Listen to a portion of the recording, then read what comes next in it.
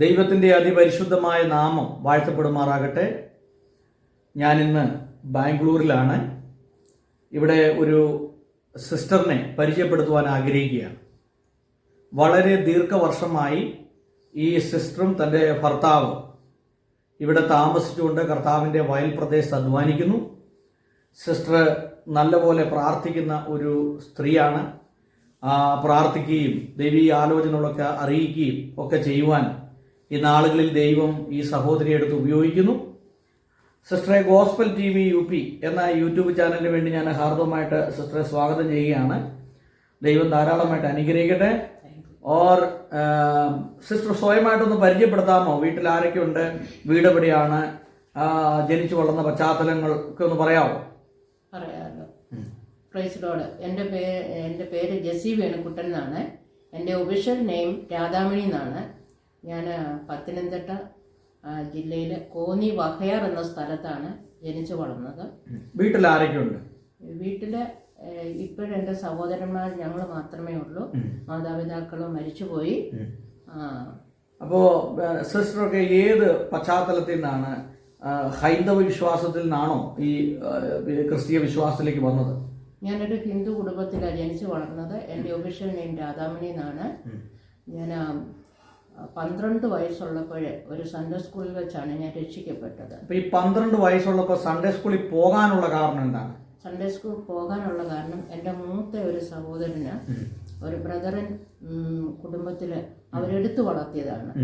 അപ്പോൾ അദ്ദേഹം ആ വിശ്വാസത്തിലേക്ക് വന്നപ്പോൾ ഈ വെക്കേഷൻ സമയങ്ങളിലൊക്കെ ക്യാമ്പ് അവിടെ നടത്താറുണ്ട്.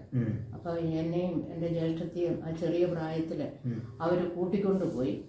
അവിടെ വെച്ച് ആദ്യമായിട്ട് ദൈവത്തിൻ്റെ വചനം ആദ്യമായിട്ട് കേട്ട സമയത്ത് തന്നെ ഈ യേശുവിനെ എനിക്ക് വേണമെന്ന് പറഞ്ഞ് ഞാൻ യേശുവിനെ രക്ഷകനായി സ്വീകരിച്ചതാണ്. അപ്പോൾ ഈ ക്രിസ്തീയ വിശ്വാസത്തിലേക്ക് വന്നു, കർത്താവിനെ സ്വന്തം രക്ഷിതാവും കർത്താവുമായി സ്വീകരിച്ചപ്പോൾ വീട്ടിൽ നിന്ന് പ്രശ്നങ്ങളൊക്കെ ഉണ്ടായോ? ധാരാളം പ്രശ്നങ്ങളുണ്ടായി. അതൊന്ന് വിവരിക്കാമോ? എന്തൊക്കെ പ്രശ്നങ്ങളാണ് ഉണ്ടായത്? ഞാൻ പിന്നെ 1984 ഞാൻ 10ാം ക്ലാസ് പാസ്സായതിനു ശേഷം ഞാൻ യേശുവിൽ വിശ്വസിച്ചത് പഠിച്ചു. അങ്ങനെ ഞാൻ പാസ്സായി. അതെനിക്ക് വലിയൊരു വിശ്വാസമായിരുന്നു. ആ കാലങ്ങളിലൊക്കെ 10ാം ക്ലാസ് പാസ്സാകുന്ന വലിയ പ്രയാസമുള്ള കാലഘട്ടമായിരുന്നു. അങ്ങനെ ആയപ്പോൾ വീട്ടിൽ പഠിപ്പിക്കണമെന്നൊന്നും വലിയ താല്പര്യം അപ്പനോ ഒന്നും ഇല്ലായിരുന്നു, അമ്മയ്ക്കും ഇല്ലായിരുന്നു. എന്നാൽ അതിനുശേഷം ഞാൻ കോളേജിൽ പോയി പഠിക്കുമ്പോൾ എൻ്റെ മൂത്ത സഹോദരന്, ഞങ്ങൾക്ക് 2 സഹോദരന്മാരാണ് മൂത്ത പേരുള്ളത്. ഞാനും എൻ്റെ ജ്യേഷ്ഠത്തെയും താഴെയുള്ളവരാണ്. അപ്പോൾ മൂത്ത സഹോദരൻ ബ്രദറൻ വിശ്വാസത്തിലായതുകൊണ്ട് വലുതായിട്ടൊന്നും എതിർത്തില്ല. രണ്ടാമത്തെ സഹോദരൻ, അതിൻ്റെ ഇളയ സഹോദരൻ ഗോപാലകൃഷ്ണൻ എന്നായിരുന്നു പേര്. അദ്ദേഹം വളരെ പ്രതികൂലം ഉയർത്തി. അമ്മയും ആങ്ങളെയുമാണ് പ്രതികൂലം ഉയർത്തിയത്. അച്ഛൻ വളരെ സപ്പോർട്ടായിരുന്നു. അവർ ദൈവത്തെ അല്ല വിളിക്കാൻ പോയത്, അവർ ദൈവത്തിനെയാണല്ലോ വിളിക്കുന്നതെന്നുള്ള രീതിയിൽ ഞങ്ങൾക്ക് സപ്പോർട്ടായിട്ട് നിന്ന്, എനിക്കും എൻ്റെ ചേട്ടത്തിക്കും. രക്ഷിക്കപ്പെട്ടത് ഞാനൊരു ബ്രദറൻ ചർച്ച് സൺഡേ സ്കൂളിൽ വെച്ചാണ്. അപ്പോൾ ആ ബന്ധത്തിൽ കുറേ നാൾ ഞങ്ങൾ ബ്രദറൻ വിശ്വാസത്തിലാണ് പോയത്. അങ്ങനെ ഞാൻ +2 പഠിക്കുമ്പോൾ എൻ്റെ അച്ഛൻ അന്ന് PDC പഠിക്കുമ്പോൾ എൻ്റെ അച്ഛൻ തെങ്ങേന്ന് വീണു. പിന്നെ ഹോസ്പിറ്റലിൽ നിന്നൊക്കെ തള്ളി വീട്ടിൽ കൊണ്ടുവന്ന് ദൈവമക്കൾ അനേകർ അറിഞ്ഞ് വന്ന് പ്രാർത്ഥിച്ച് സൗഖ്യമായി. ആ കാലഘട്ടത്തിൽ പിന്നെ ഞങ്ങൾക്ക് തുടർന്ന് പഠിക്കാൻ കഴിഞ്ഞില്ല. അങ്ങനെ ആയിരിക്കുമ്പോൾ സഹോദരൻ വളരെ പ്രതികൂലം ഉയർത്തി. അങ്ങനെ നമ്മുടെ ദൈവത്തെയൊക്കെ വിട്ട് പോയിട്ടാണ് അച്ഛൻ തെങ്ങേന്ന് വീണത്. അങ്ങനെ പഠിക്കുന്നതിനും ജീവിതം മുന്നോട്ട് കൊണ്ടുപോകാനും ഒക്കെ വളരെ പ്രതികൂലമാക്കി. പിന്നെ ചർച്ചിൽ പോകാതെ കുറേ വീട്ടിലിരുത്തി. ബൈബിൾ വായിക്കാൻ പറ്റത്തില്ല, പ്രാർത്ഥിക്കാൻ പറ്റത്തില്ല. അങ്ങനെ ഇരുന്നപ്പം ഈ ബാംഗ്ലൂരിലൊരു കുട്ടിയുടെ പിതാവ് ഒരു പാസ്റ്ററായിരുന്നു. ഞങ്ങളുടെ വീട്ടിൽ വന്നിങ്ങനെ പ്രാർത്ഥിച്ച്. അപ്പം എൻ്റെ മകൾ ഇവിടെയുണ്ട്. അപ്പം ഞാൻ അന്നേ രക്ഷിക്കപ്പെടുന്നതിന് മുമ്പ് തന്നെ ചില സ്വപ്നങ്ങളൊക്കെ വീട്ടിനെ കുറിച്ച് കാണുമായിരുന്നു. അങ്ങനെയാണ് ഞാൻ ദൈവത്തിലേക്ക് ആകർഷിക്കപ്പെടുന്നത്. അല്ല, ആ സ്വപ്നത്തെ കുറിച്ചൊക്കെ ഒന്ന് പറയാമോ? ഞാൻ ആദ്യമായിട്ട് കാണുന്നത് ഞങ്ങളുടെ അപ്രസർ IPC 2 വീട്ടുകാരുണ്ട്. ആ വീട്ടുകാര് ആ വീട്ടുകാരൻ പറഞ്ഞു സ്വപ്നം. ആ സ്വപ്നങ്ങളെ കുറിച്ചൊന്ന് വിവരിക്കാമോ? വിവരിക്കാറുണ്ട്. ഞങ്ങളുടെ തൊട്ടപ്പുറത്ത് താമസിക്കുന്ന IPC പോകുന്ന ഒരു പ്രായമുള്ള അപ്പച്ചനും അവരുടെ കുടുംബങ്ങളും ഒക്കെ ഉണ്ട്, കുഞ്ഞുങ്ങളും ഒക്കെ ആയിട്ട് ജീവിക്കുകയാണ്. അവിടുന്നും ഇവിടുന്നും കൂടെ ഒരു പാമ്പ്, വലിയൊരു പാമ്പ്, ഇന്ന് പെരുമ്പാമ്പ് പോലെ ഇങ്ങനെ 2 സൈഡിലോട്ട് ഇങ്ങനെ വളരുക. അത് വളർന്ന് ആ ദേശം മൊത്തം അങ്ങ് പടരുന്നതായിട്ട് കണ്ടപ്പോൾ ഞാൻ അങ്ങ് പേടിച്ചു പോയി. ഇതിൽ നിന്ന് ഞങ്ങളെ ആര് രക്ഷിക്കും എന്നുള്ള ഒരു ചിന്ത എൻ്റെ മനസ്സിലുണ്ടായിരുന്നു. അങ്ങനെ അത് ഉള്ളിൽ കിടന്ന ഭയം കൊണ്ട് പിന്നെയും പിന്നെയും ദൈവത്തോട് പ്രാർത്ഥിക്കാനും ദൈവത്തോട് അടുക്കാനും ഇടയായി തീർന്നു. ബൈബിളൊന്നും വായിച്ചാൽ അത്രയൊന്നും മനസ്സിലാകത്തില്ല. ബൈബിൾ വായിക്കാൻ അങ്ങനെ സമ്മതിക്കത്തില്ല. ബൈബിൾ കണ്ട എടുത്ത് കളയുകയും നശിപ്പിക്കുകയൊക്കെ ചെയ്യും. അതുകൊണ്ട് വീട്ടിൽ ബൈബിൾ സൂക്ഷിക്കാറില്ല. അങ്ങനെ ഇരുന്ന സമയത്ത് ഞാൻ പ്രസ്സിലെ ഒരു ചെറിയ ജോലിയൊക്കെ പഠിക്കുന്ന സമയത്താണ് പിന്നെ എന്നോട് പറഞ്ഞു, നീ ഇവിടെ പ്രാർത്ഥിക്കുകയും തുടർന്ന് ഈ പള്ളിയിലൊക്കെ പോകുകയാണെങ്കിൽ പിന്നെ അമ്മയോട് പറഞ്ഞു ഇവളെ കൊന്നിട്ടായാലും ഞാൻ ജയിലിൽ പോയാലും സാരമില്ല എന്ന് പറഞ്ഞു. അങ്ങനെ ഒരു ഭീഷണിയൊക്കെ മുഴക്കിയപ്പം അമ്മയ്ക്കും അമ്മയുടെ അനിയത്തി അടുത്ത് താമസിക്കുന്നുണ്ട്, അവർക്കൊക്കെ ഒരു പേടിയായി. അപ്പോൾ എങ്ങോട്ടാ വിടുന്നേ എന്ന് ഓർത്തപ്പോൾ എല്ലാവരും ഹിന്ദു ബാക്ക്ഗ്രൗണ്ടുകാരാണല്ലോ. എനിക്കപ്പം ഞാൻ ദൈവത്തോടെ പ്രാർത്ഥിച്ച് ഒരു വീട്ടിൽ ജോലി എടുത്താലും സാരമില്ല, ദൈവത്തെ വിളിക്കുന്ന ഒരു അന്തരീക്ഷത്തിൽ എന്നെ കൊണ്ടുപോകണമെന്ന് മനസ്സിൽ ആഗ്രഹിച്ചു. അപ്പം ഈ പിന്നെ എൻ്റെ വീട്ടിൽ വന്ന് പ്രാർത്ഥിക്കുന്ന ഒരു പാസ്റ്റർ, ഒരു കൊട്ടാരക്കരയുള്ള ഒരു പാസ്റ്ററാണ്. ആ പാസ്റ്റർ വന്ന് പ്രാർത്ഥിച്ച് ഈ സിറ്റുവേഷനൊക്കെ അമ്മ ആ പാസ്റ്ററിനോട് പറഞ്ഞു, ഇങ്ങനെ ഭയങ്കര പ്രതികൂലമാണ്. അദ്ദേഹം പിന്നീട് ഞങ്ങളെ ഉപദ്രവിക്കാൻ വേണ്ടിയാണ് എൻ്റെ ആങ്ങളെ കുടിക്കാനും ഒക്കെ തുടങ്ങുന്നത്. അങ്ങനെ വലിയ പ്രയാസം സൃഷ്ടിച്ചുകൊണ്ടിരിക്കുകയാണ് പറഞ്ഞത്. അപ്പോൾ ആ പാസ്റ്റർ പറഞ്ഞു, എൻ്റെ ഒരു മകൾ ബാംഗ്ലൂരിലുണ്ട്, ജെസ്സിയെ ഞങ്ങൾ അങ്ങോട്ട് വിടാമെന്ന് പറഞ്ഞാണ് ഇവിടെ വന്നത്. അപ്പം നാട് വിട്ട് ദൂരെ യാത്ര ചെയ്തൊന്നും പരിചയമില്ലാത്തത് കൊണ്ട് എനിക്ക് വളരെ പേടിയൊക്കെ ഉണ്ടായിരുന്നു. എങ്കിലും വന്ന സമയത്ത് ഞാനൊരു ചെറിയ ജോലിക്കൊക്കെ പോകാൻ തുടങ്ങി. എൻ്റെ ചേട്ടത്തിയും കൂടെ എനിക്ക് സപ്പോർട്ട് ചെയ്താണ് എന്നെ ഇങ്ങോട്ട് വിട്ടത്. അപ്പോൾ ഈ സ്നാനപ്പെട്ടതൊക്കെ ഏത് കാലഘട്ടങ്ങളിലാണ്? സ്നാനപ്പെടുന്നതാണ് ഞാൻ പറഞ്ഞത് 1982. അതിൻ്റെ ഒരു വർഷത്തിന് മുമ്പെയാണ്. അപ്പോൾ 81 ഞാൻ രക്ഷിക്കപ്പെടുന്ന വർഷം. 82 ഞാൻ സ്നാനപ്പെടുന്നത്. പിന്നീട് സ്നാനപ്പെട്ടതിന് ശേഷമാണ് പിന്നെ ബാംഗ്ലൂരിലേക്ക് വരുന്നത്. അപ്പോൾ ഈ ബാംഗ്ലൂർ വന്ന് എന്ത് ജോലിയിലേക്ക് വേണ്ടിയിട്ടാണ് ബാംഗ്ലൂർ വന്നത്? ആദ്യം ഞാനൊരു ഇലക്ട്രോണിക് ഐറ്റംസ് ഒക്കെ ഉണ്ടാക്കുന്ന ഒരു കമ്പനിയിൽ ഞാൻ ഹെൽപ്പറായിട്ടൊരു ജോലിക്ക് കയറി. അതിനുശേഷം പിന്നെ എൻ്റെ കല്യാണമൊക്കെ തീരുമാനിച്ചു. എൻ്റെ പിതാവും സഹോദരന്മാരൊക്കെ വന്നു കണ്ടു. അങ്ങനെ ഒരു കല്യാണാലോചനയിലും നാട്ടിൽ പോയി അങ്ങനെ ഒരു വിവാഹം നടന്ന് ഇവിടെ വന്നാണ്. അതിനുശേഷമാണ് എൻ്റെ ഭർത്താവ് രക്ഷിക്കപ്പെടുന്നതും സ്നാനപ്പെട്ട് ദൈവകൃപയിൽ വളരെ താമസിക്കാതെ വിവാഹം. അതായത് സിസ്റ്റർ കല്യാണം കഴിക്കുന്ന സമയത്ത് ഭർത്താവ് രക്ഷയുടെ അനുഭവത്തിൽ വന്നിട്ടില്ല. പക്ഷേ എൻ്റെ ചരിത്രമൊക്കെ അദ്ദേഹത്തോട് ഞാൻ ഷെയർ ചെയ്തിരുന്നു. ഞാൻ ഹിന്ദു ഇതിൽ നിന്നും വിശ്വാസത്തിൽ വന്നതാണ്. എനിക്ക് വിശ്വാസത്തിലുള്ള ഒരാളെ എനിക്ക് വിവാഹം കഴിക്കാനാണ് താല്പര്യം എന്നൊക്കെ പറഞ്ഞു.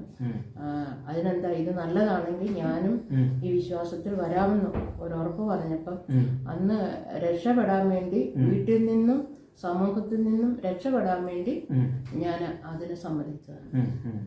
അപ്പം അതിനുശേഷം പിന്നീട് ഉള്ള ജീവിതാനുഭവങ്ങളെന്ന് പറയുന്നത് ഭർത്താവ് പിന്നെ വിശ്വാസത്തിൽ വന്നു, പാസ്റ്ററായി.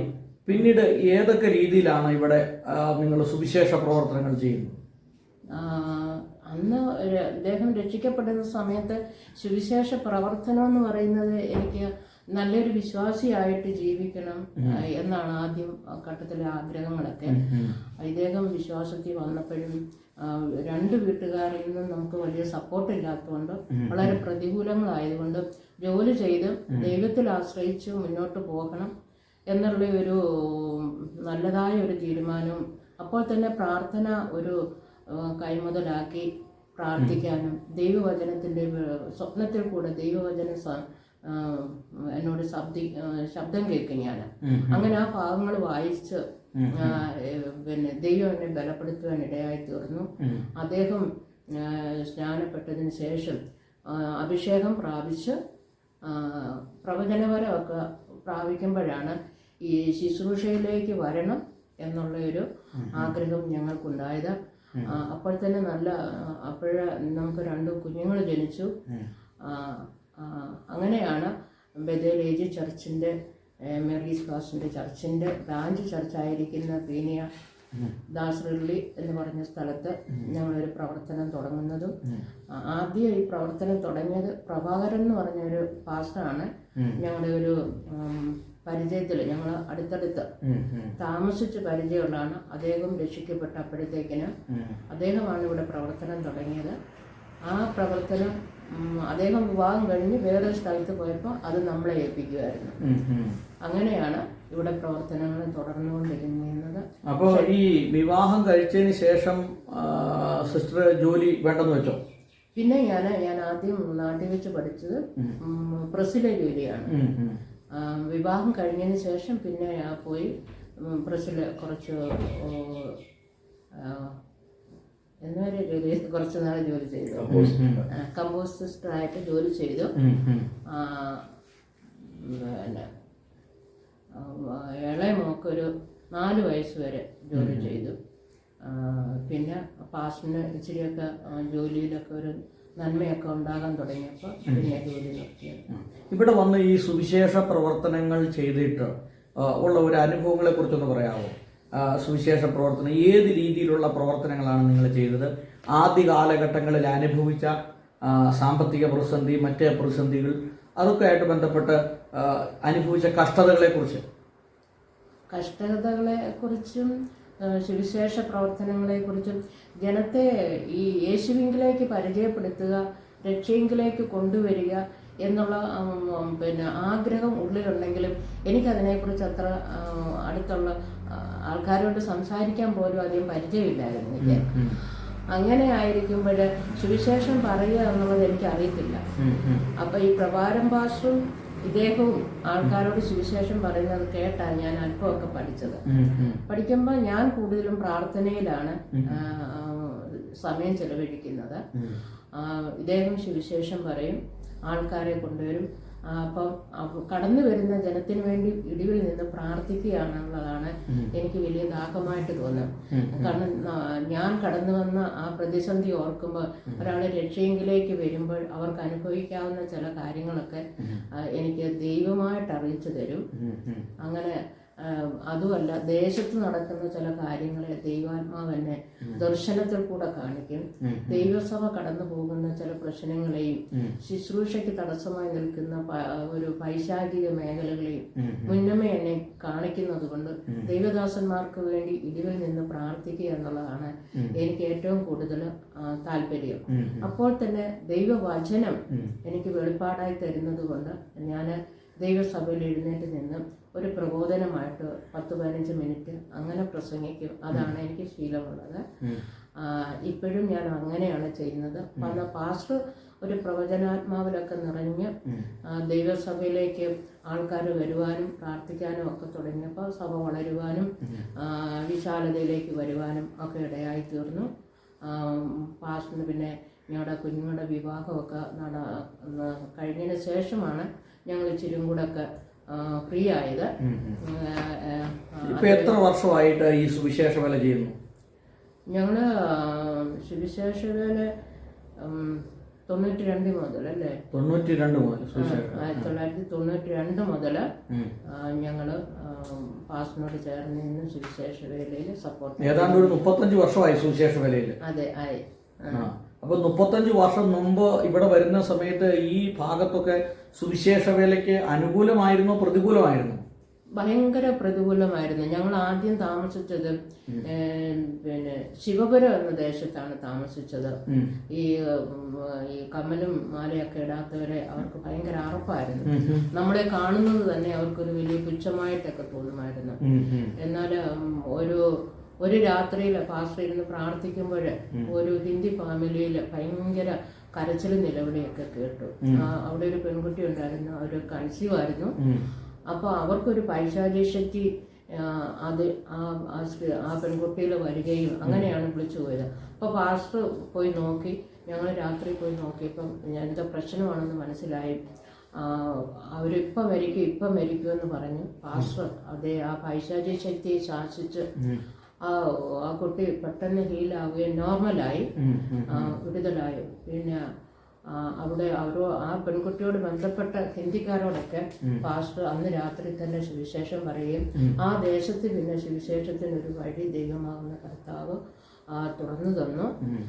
പിന്നീട് ഞങ്ങൾ ഈ ദാസരവള്ളി ഭാഗത്തോട്ട് താമസം മാറിയതും കർത്താവിങ്കിലേക്ക് അനേകരെ അടുപ്പിക്കാൻ ദേവദാസനെയും ദൈവം ഉപയോഗിച്ചു.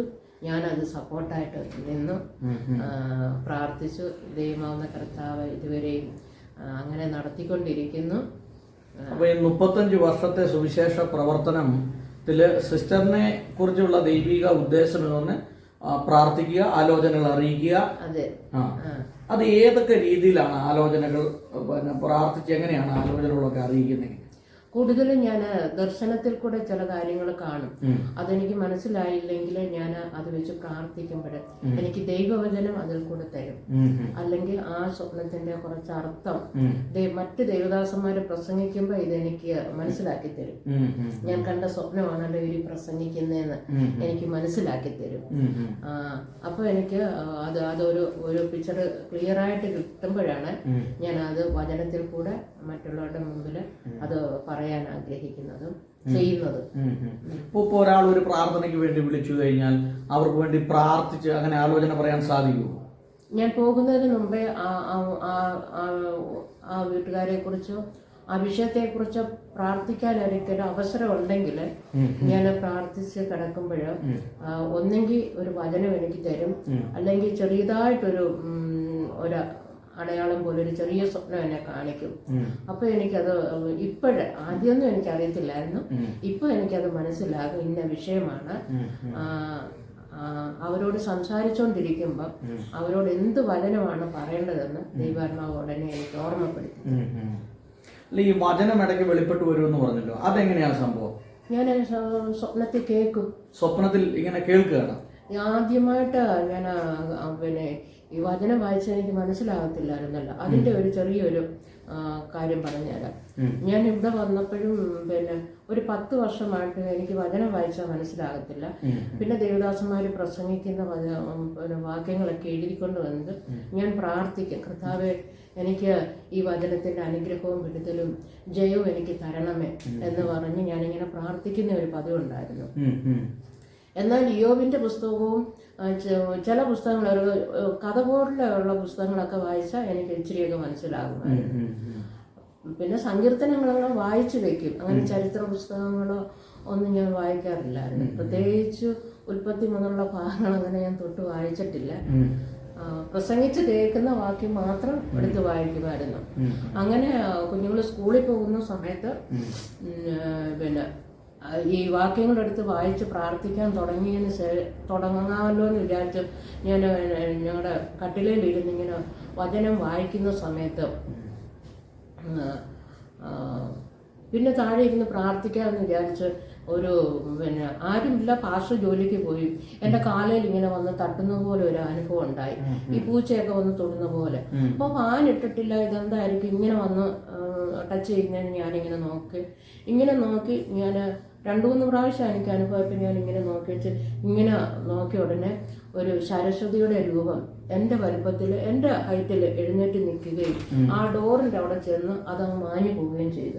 അപ്പോൾ എനിക്കൊരു ഉള്ളിലൊരു പേടി വന്നുവെങ്കിലും അത്ര പിന്നെ വിഷമമായിട്ടൊന്നും എനിക്ക് തോന്നിയില്ല. പിന്നെ ഞാൻ കട്ടിലിനകത്ത് കീഴെ നോക്കി, ഇനി വേറെന്തെങ്കിലും ഉണ്ടോ, ഇല്ലല്ലോ എന്ന് വിചാരിച്ച് ഞാൻ പിന്നെ കണ്ണ് തുറന്നിരുന്ന് അല്പസമയം പ്രാർത്ഥിച്ച് ഞാൻ കണ്ണ് തുറന്ന് പ്രാർത്ഥിച്ച് അതങ്ങ് നിർത്തി. അപ്പൊ അന്ന് ആ സമയത്ത് ഞാൻ പോയ ഇവിടെ നമുക്ക് ഏരിയ പ്രയർ ഉണ്ടായിരുന്നു. അവിടെ പോയി ഞാൻ ഈ അനുഭവമൊക്കെ ഇങ്ങനെ പറഞ്ഞു. അനുഭവമൊക്കെ പറഞ്ഞു കഴിഞ്ഞ് പിന്നീട് ഒരു പ്രാവശ്യം കൂടെ അതിനെക്കുറിച്ച് ഉള്ളൊരു ഞാനൊരു വഴി കൂടെ നടന്നു പോകുമ്പോൾ ഞാൻ ഒരു കൺസീവ് ആയിരിക്കുന്ന ഒരു ആളെ പോലെ നടന്നു പോവുകയാണ്. എനിക്ക് വൊമിറ്റിംഗ് ചെയ്യണമെന്ന് തോന്നി. ഞാൻ വൊമിറ്റിംഗ് ചെയ്യുമ്പോൾ ആദ്യം ഒരു പാമ്പിനെ വൊമിറ്റ് ചെയ്യുന്നത് സ്വപ്നത്തിൽ കാണുന്നതാണ്. പാമ്പിനെ, അയ്യോ ഇതെന്ത് എൻ്റെ ഉള്ളിൽ ഇതാണോ ഉള്ളത് എന്ന് പറഞ്ഞുകൊണ്ട് അതങ്ങ് പുറത്തു പോയി. പിന്നെ മുന്നോട്ട് നടക്കുമ്പോൾ പിന്നെ എനിക്ക് വൊമിറ്റിംഗ് ചെയ്യണമെന്ന് തോന്നി. ഞാൻ വൊമിറ്റ് ചെയ്തു. പിന്നെ ഒരു ചെറിയ പാമ്പ് ഇങ്ങനെ പോകുന്നത് കാണുമോ. അപ്പോൾ എനിക്ക് അങ്ങനെ 3 പ്രാവശ്യം ഒരു 3 പാമ്പിനെ ഛർദ്ദിച്ചു കഴിഞ്ഞു. അതിന് അങ്ങനെ ഉണർന്നു ഞാൻ, ഇതെന്താണ് കർത്താവേ എന്ന് പറഞ്ഞ് ഞാൻ ഉണർന്നു കഴിഞ്ഞപ്പോൾ അപ്പം ചർച്ച ചെന്നപ്പോൾ അന്ന് പിന്നെ ഈ കൈവശത്തിൻ്റെ കാര്യങ്ങളൊക്കെ ശുശ്രൂഷിക്കുകയും വൊമിറ്റിംഗ് ചെയ്യുന്ന ഒരു ശുശ്രൂഷകളൊക്കെ ഞാൻ കാണുകയും കേൾക്കുകയൊക്കെ ചെയ്യും ആദ്യമായിട്ട്. അപ്പോൾ ഇത് എന്തായാലും ഞാൻ ആ പാസ്റ്ററിനോട് എനിക്ക് അങ്ങനെ പോയി സംസാരിക്കാൻ പേടിയായതുകൊണ്ട് പാസ്റ്ററിൻ്റെ ഭാര്യയോട് ഞാനിങ്ങനെ പറഞ്ഞു, എനിക്കിങ്ങനെ ഒരു സ്വപ്നത്തിലൊരു അനുഭവം ഉണ്ടായി. അന്നേരം പറഞ്ഞപ്പം ആ സിസ്റ്റർ എന്നോട് പറഞ്ഞു, സിസ്റ്ററെ അത് സ്വപ്നത്തിൽ കൂടെയാണെങ്കിലും എന്തോ ഒരു പൈശാചിക ശക്തി ആൻറ്റിയുടെ ഉള്ളിൽ നിന്നും അത് പുറത്തു പോയതാണ് എന്നിങ്ങനെ പറഞ്ഞപ്പോൾ എനിക്കൊരു ധൈര്യമായി. അതിന് ശേഷമാണ് ഞാൻ ദൈവവചനം വായിക്കുമ്പോൾ ഈ വചനം എന്നോട് തന്നെ സംസാരിക്കുന്നത് പോലെ എനിക്ക് തോന്നും. എൻ്റെ തെറ്റുകുറ്റങ്ങൾ അല്ലെങ്കിൽ വലിയ സ്വഭാവ ദൂഷ്യങ്ങളുണ്ടെങ്കിൽ ഉള്ളിൽ ഇങ്ങനെ ദേഷ്യം വെച്ചുകൊണ്ടിരിക്കുക, അങ്ങനെയുള്ള സ്വഭാവങ്ങളൊക്കെ എനിക്ക് തന്നെ മനസ്സിലാകാൻ തുടങ്ങി. പിന്നീടാണ് എൻ്റെ കയ്യിൽ ഇങ്ങനെ പിന്നെ 5 പുസ്തകവും എഴുതി കാണിക്കുക എൻ്റെ കയ്യിൽ സ്വപ്നത്തിൽ കാണും.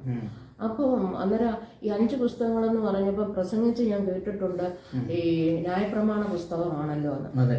അങ്ങനെ ഞാൻ ഉൽപ്പത്തി മുതലില് ദൈവം എന്നെ കാണിച്ചതാണല്ലോ എന്ന് പറഞ്ഞ് ഉൽപ്പത്തി മുതൽ മനസ്സിലായില്ലെങ്കിലും ഞാൻ വായിക്കാൻ തുടങ്ങി. അതിന് ശേഷം ആ ഉൽപ്പത്തി വായിച്ചുകൊണ്ടിരിക്കുമ്പോൾ എനിക്ക് ലേവ്യ പുസ്തകം വായിച്ചിട്ട് എനിക്ക് ഒട്ടും മനസ്സിലാകുന്നില്ല. കുറച്ച് യാഗങ്ങളും തിരിച്ചും മറിച്ചും അത് തന്നെ അങ്ങോട്ടും ഇങ്ങോട്ടും എഴുതിയിരിക്കുന്നത്. അത് ഞാൻ ഒരധ്യായം വായിച്ച് 2 അധ്യായത്തിനകത്തും അത് തന്നെയാണ്. പിന്നെ അതിൻ്റെ ഇടയ്ക്കിടയ്ക്ക് വായിച്ചു ആ പുസ്തകം ഞാനങ്ങ് മാറ്റി വെച്ചു. എന്നിട്ട് ബാക്കി വായിച്ചു.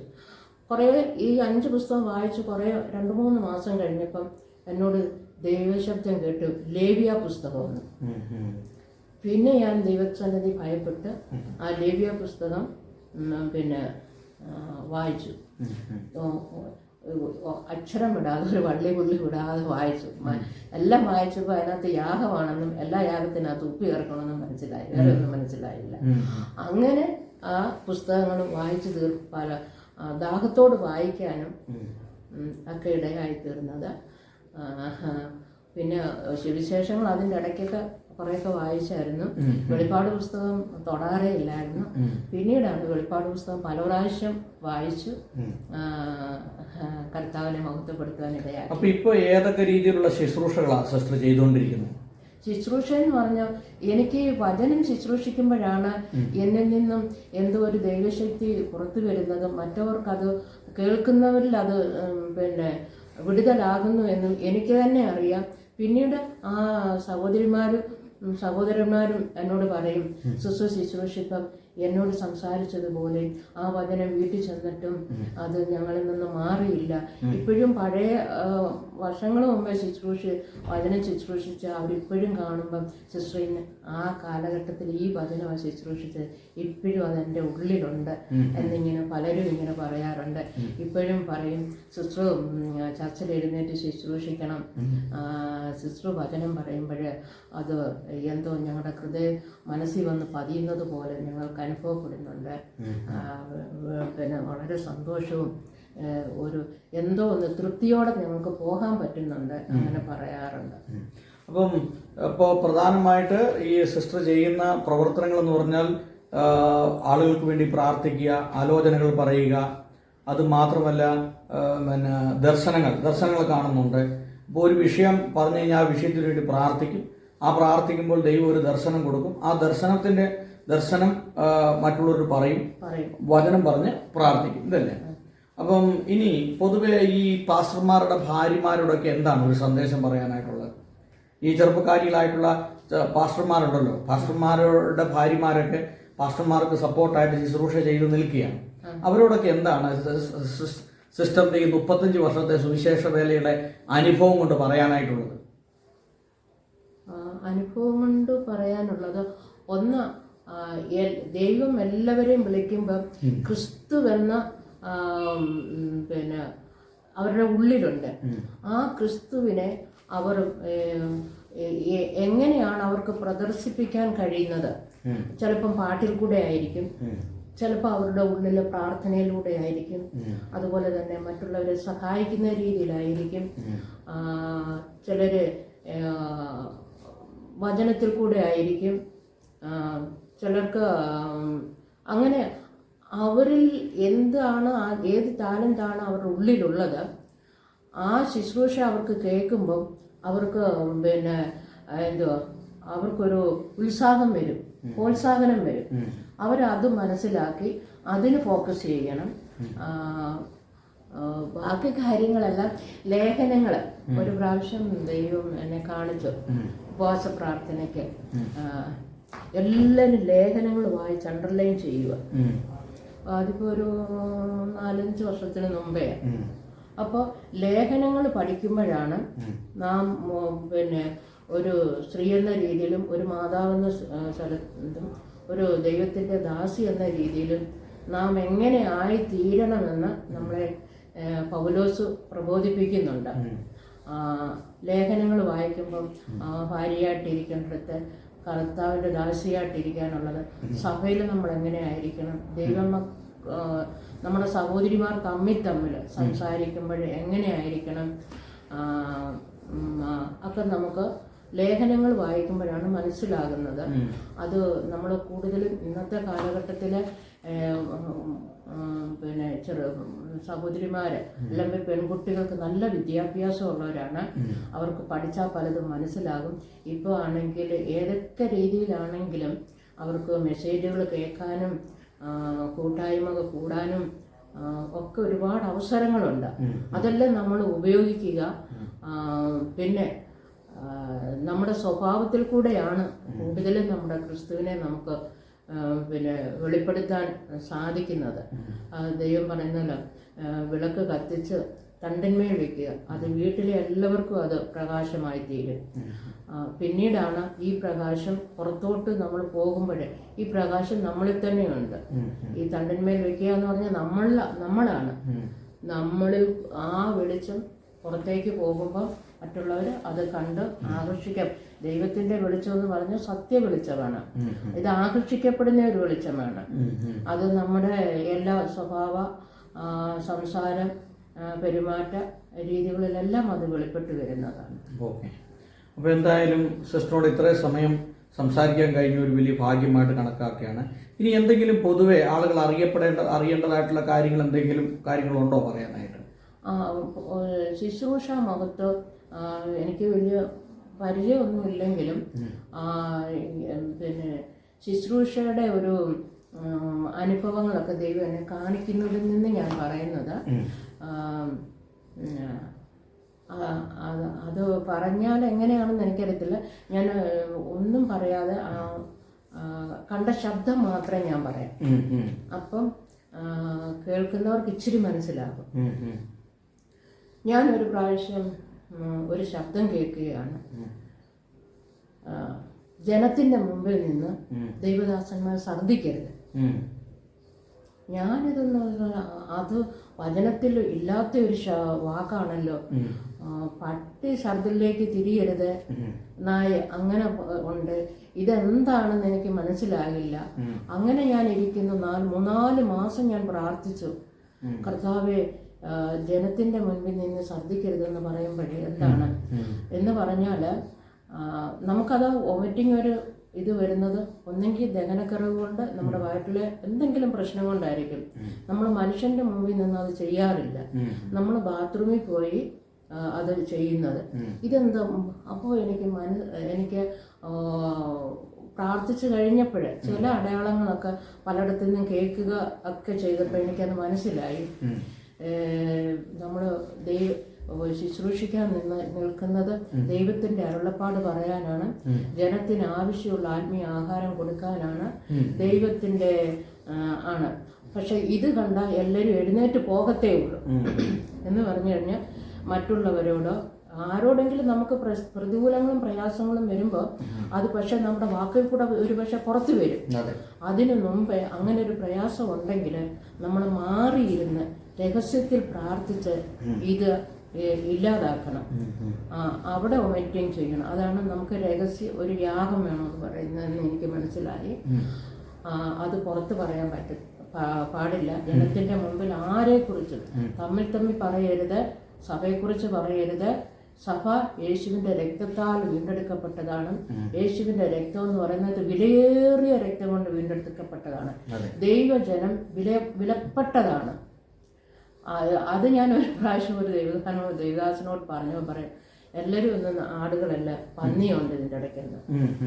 അങ്ങനെ പറയുമ്പോൾ എനിക്ക് ഒന്നും പറയാൻ അറിയത്തില്ല. പക്ഷെ ഞാൻ ദൈവത്തിന്റെ കാര്യം മാത്രമാണ് പറയുന്നത്. അപ്പോൾ അവരുടെ ഇടയിൽ നിൽക്കുമ്പോൾ ദൈവം യേശുവിന്റെ രക്തത്താൽ വീണ്ടെടുക്കപ്പെട്ടവരോട് ദൈവത്തിന് എന്താണ് ഷെയർ ചെയ്യാനുള്ളത് അതാണ് ഷെയർ ചെയ്യേണ്ടത്. ബാക്കി കാര്യങ്ങളുണ്ടെങ്കിൽ നമ്മൾ എന്തെങ്കിലും അറിയാമെങ്കിൽ നമ്മളത് പ്രാർത്ഥിക്കണം. പ്രാർത്ഥിച്ച് അവരെ മാറ്റിയിരുത്തിയോ നമുക്ക് അവർക്ക് വചനത്തിൽ കൂടെ നമ്മൾ അവരെ വിടുവിച്ചെടുക്കാൻ കഴിയും. പ്രാർത്ഥനയിൽ കൂടെ വിടുവിച്ചെടുക്കാൻ പറ്റും. വചനത്തിന് ശക്തിയുണ്ട്. പ്രാർത്ഥിക്കുമ്പോൾ ദൈവം നമുക്ക് വചനം തന്നു അവരെ അതിൽ നിന്ന് വിടുവിച്ചെടുക്കാൻ കഴിയും എന്നാണ് എനിക്ക് അതിൽ നിന്ന് മനസ്സിലായത്. രണ്ടാമത്തെ കാര്യം, പിന്നൊരു ശബ്ദം ഞാൻ കേട്ടു, രക്ഷിക്കപ്പെടുന്നവരെ സഭയോട് ചേർക്കണം. അപ്പോൾ രക്ഷിക്കപ്പെടുന്നവരോട് ഇന്നത്തെ കാലഘട്ടത്തിൽ എനിക്ക് മനസ്സിലാക്കാൻ കഴിയുന്നത്, രക്ഷിക്കപ്പെടുന്നവരോടാണ് നമുക്ക് ഉപദേശം പറയേണ്ടത്. ദൈവവചനം അംഗീകരിക്കുന്നവരെയാണ് അവർക്ക് കൽപ്പന വേണ്ടത്. രക്ഷിക്കപ്പെടാത്തവരോട് ഉപദേശം പറഞ്ഞാൽ അവർക്ക് ഇറിറ്റേഷൻ ആകും, അവരത് അംഗീകരിക്കത്തില്ല. പിന്നെ ദൈവാത്മാവ് വെളിപ്പെടുത്തുമ്പോൾ നമുക്ക് വചനം ഷെയർ ചെയ്തേ പറ്റത്തുള്ളൂ. പക്ഷെ അങ്ങനെ ഒരു ശബ്ദം ദൈവം എന്നെ കേൾപ്പിച്ചു. ഓക്കെ, അപ്പോൾ ആ രീതിയിലൊക്കെയുള്ള സുവിശേഷ പ്രവർത്തനങ്ങളാണ് ചെയ്തുകൊണ്ടിരിക്കുന്നത് അല്ലേ? അപ്പോൾ പൊതുവെ ഇപ്പോൾ സഹോദരിമാരാരെങ്കിലും സിസ്റ്ററിനെ കൊണ്ടൊന്ന് പ്രാർത്ഥിപ്പിക്കണമെന്ന് ആവശ്യപ്പെട്ടാൽ അവരെങ്ങനെയാണ് കോണ്ടാക്ട് ചെയ്യുന്നത്? എങ്ങനെയാണ്? ഫോൺ നമ്പർ അവർക്ക് കൊടുക്കുന്നതിന് കുഴപ്പമില്ല. ഈ ഫോൺ നമ്പർ കൊടുക്കുന്നതുകൊണ്ട് ഇതുപോലെ ആത്മീയ ദാഹം നമ്മുടെ കാഴ്ചപ്പാട് ഈ ഇന്നത്തെ സാഹചര്യത്തിൽ വരും തലമുറയ്ക്ക് കൊടുക്കേണ്ടത് ഉള്ള ഒരു ദാഹത്തോടെ ഇരിക്കുന്നവരുണ്ടെങ്കിൽ എൻ്റെ അനുഭവങ്ങൾ ഇനി ഒന്നും കൂടെ ഓർത്ത് എനിക്ക് പറയാൻ പലതുമുണ്ട്. ദൈവം നടത്തിയ വിധങ്ങൾ വളരെയാണ്. ഇന്നും വിശ്വാസത്തെ ക്ഷീണിച്ചു പോകാതെ തളർന്നു പോകാതെ നിൽക്കാൻ ദൈവത്തിൻ്റെ ശക്തിയും ദൈവത്തിൻ്റെ കൃപയും ദൈവം തന്ന് അതാണ് നമുക്കെല്ലാവർക്കും വേണ്ടിയത്. നമ്മൾ അടുത്ത തലമുറയ്ക്ക് വേണ്ടി ഷെയർ ചെയ്യുമ്പോൾ നമ്മളും നിൽക്കണം, ശക്തിയോടെ നിൽക്കണം. ഓക്കെ, അപ്പോൾ ഇത്രയും സമയം സിസ്റ്ററിന്റെ വിലപ്പെട്ട സമയം ഈ വിഷയത്തെക്കുറിച്ച് സംസാരിച്ചത് നന്ദി അറിയിക്കുന്നു. സിസ്റ്ററിനെ ദൈവം ധാരാളമായിട്ട് അനുഗ്രഹിക്കുന്നു. Okay, thank you.